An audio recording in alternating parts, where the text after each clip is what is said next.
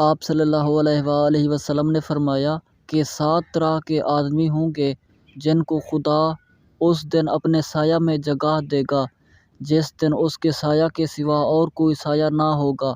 اول انصاف کرنے والا بادشاہ، دوسرے وہ نوجوان جو اپنے رب کی عبادت میں جوانی کی آمنگ سے مصروف رہا، تیسرا ایسا شخص جس کا دل ہر وقت مسجد میں لگا رہتا ہے، چوتھے 2 ایسے شخص جو اللہ کے لیے باہم محبت رکھتے ہیں اور ان کے ملنے اور جدا ہونے کی بنیاد یہی الہی محبت ہے، پانچواں وہ شخص جسے کسی باعزت اور حسین عورت نے برے ارادہ سے بلایا لیکن اس نے کہہ دیا کہ میں خدا سے ڈرتا ہوں، چھٹا وہ شخص جس نے صدقہ کیا مگر اتنے پوشیدہ طور پر کیا بائیں ہاتھ کو بھی خبر نہیں ہوئی کہ داہنے ہاتھ نے کیا خرچ کیا، ساتواں وہ شخص جس نے تنہائی میں اللہ کو یاد کیا اور بے ساختہ آنکھوں سے آنسو جاری ہو گئے۔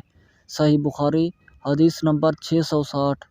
رسول اللہ صلی اللہ علیہ وآلہ وسلم نے فرمایا کہ مسلمان پر 5 حق ہیں: سلام کا جواب دینا، مریض کا مزاج معلوم کرنا، جنازے کے ساتھ چلنا، دعوت قبول کرنا اور چھینک پر کہ الحمدللہ کے جواب میں یرحمک اللہ کہنا۔ صحیح بخاری حدیث نمبر 1240۔ رسول اللہ صلی اللہ علیہ وآلہ وسلم نے فرمایا، بدگمانی سے بچو اس لیے کہ بدگمانی سب سے جھوٹی بات ہے۔ جامع ترمذی حدیث نمبر 1988۔ رسول اللہ صلی اللہ علیہ وآلہ وسلم نے فرمایا، جنت میں کوئی درخت ایسا نہیں ہے جس کا تنہ سونے کا نہ ہو۔